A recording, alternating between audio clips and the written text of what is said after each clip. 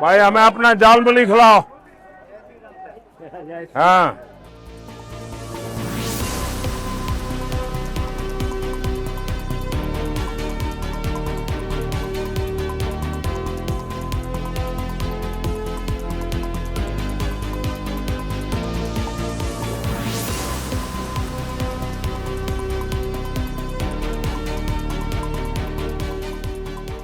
মানে মোদি যত আসবে আমাদের হারানো যৌবন তত ফিরে আসবে। উনি যতবার এই মুড়ির দোকানে গিয়ে নাটক করবেন, পরের দিন থেকে আমরাও সকালবেলা বেরিয়ে মুড়ি খেতে থাকবো। এই যে মুড়ি খেতে খেতে উনি বললেন যে প্রতিশ্রুতিগুলো, 2 কোটি টাকা 15 লাখ, 2 কোটি চাকরি 15 লাখ ক্যাশ, 3000 করে ব্যাংকে, আজ পর্যন্ত একটা সত্যি কিছু হয়েছে?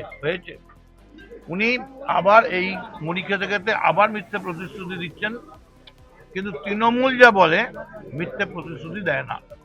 আমাদের যা যা প্রতিশ্রুতি ছিল মমতা বন্দ্যোপাধ্যায়, এমনকি লাস্ট যুবসাথী পথশ্রী, প্রত্যেকটা জায়গায় করছি। মোদি শুধু আসছে মারিচ রাক্ষস যেমন একটা এর বেশে এসছিল, সাধুর বেশে রামের কাছে, সেরকম নরেন্দ্র মোদী নানা চরিত্রে স্টেজ রিহার্সাল দিয়ে,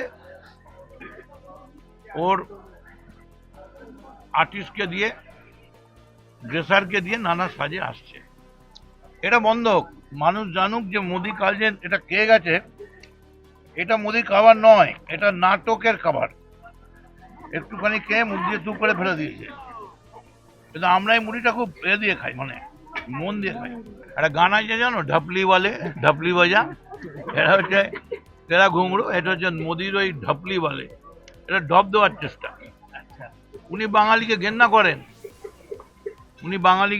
করেন, তার প্রমাণ ক্যা রবীন্দ্রনাথ সান্যাল, ক্যা বঙ্কিম দা कैसे है, ওনার বন্ধু পৈতৃক।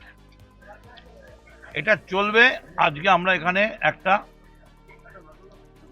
মানে সিম্বলিক প্রতিবাদ করলাম। এই যে মুড়ি খেয়ে কালকে উনি করে গেছেন, আপনি দেখুন আবার উনি আসছেন তো 2 দিন মধ্যে, সেদিন দেখবেন উনি কাবলিওয়ালা সেজে এসছেন।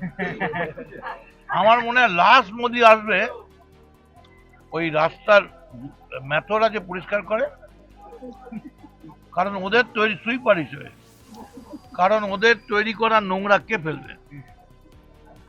ফলে মোদির এই নোংরামি বাঙালি ধরে ফেলেছে।